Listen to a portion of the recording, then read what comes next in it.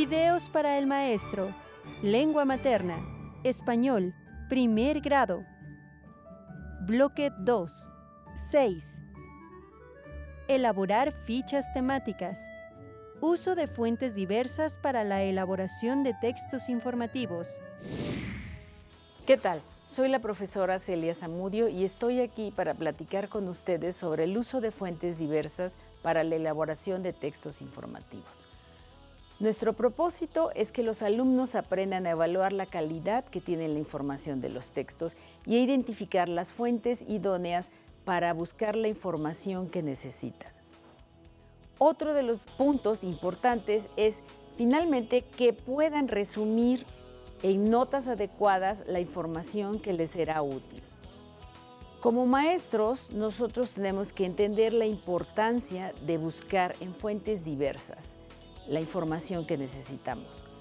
Sabemos que es imposible escribir si no conocemos el tema. Los alumnos tienen que plantearse qué saben sobre el tema, qué necesitan saber sobre él y qué es lo que quieren informar a los demás sobre él mismo. Otro de los aspectos que necesitamos es aprender a evaluar la calidad de los materiales. Por último, es importante leer textos de fuentes diversas porque estos textos, cuando son completos y cuando son adecuados, nos permiten entender mejor las formas que la cultura nos presenta para poder usarlos como modelos. La segunda pregunta es, ¿cómo evaluar los textos que nosotros leemos? Nosotros tenemos que aprender a comparar la información de los textos diversos. Necesitamos poder elaborar tablas que nos permitan comparar esta información. Por ejemplo, si es un texto descriptivo de biología, necesitamos considerar las definiciones y los ejemplos que estos contienen. Si son textos de corte argumentativo, necesitamos identificar las hipótesis o las posturas asumidas y los argumentos o justificaciones que se están usando para apoyarlas.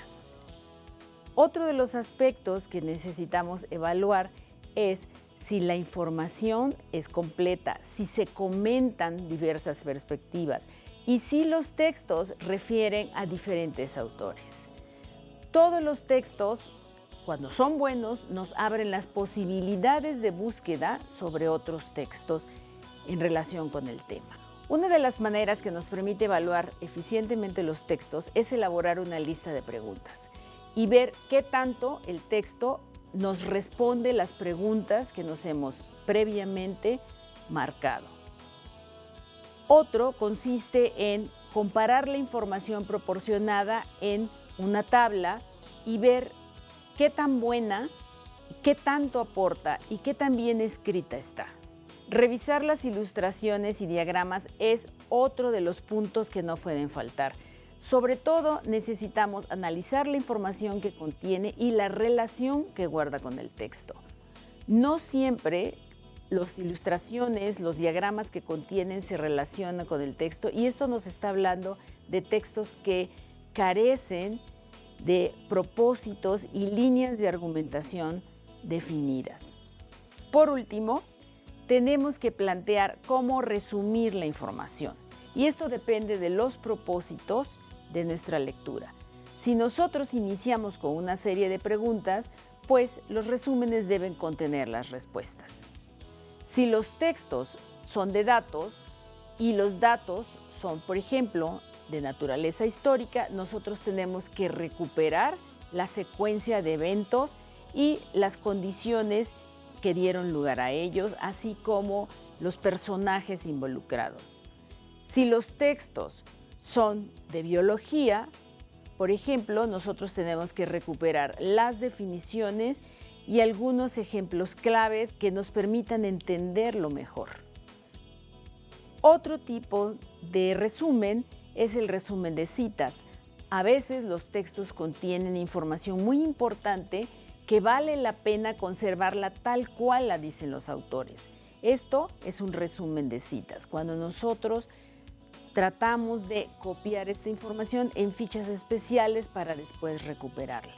Finalmente, podemos hacer otro tipo de resumen, que es el de datos curiosos. Si nosotros pretendemos no solo informar, sino mantener entretenida a nuestra audiencia, es importante que tengamos datos que les llamen la atención para que nosotros podamos proporcionárselos y mantener a la audiencia interesada en nuestra exposición.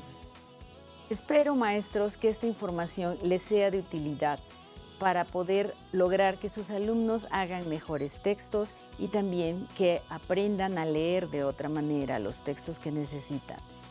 No olviden ir al portal de Telesecundaria en busca de más información sobre este y otros temas. Muchas gracias.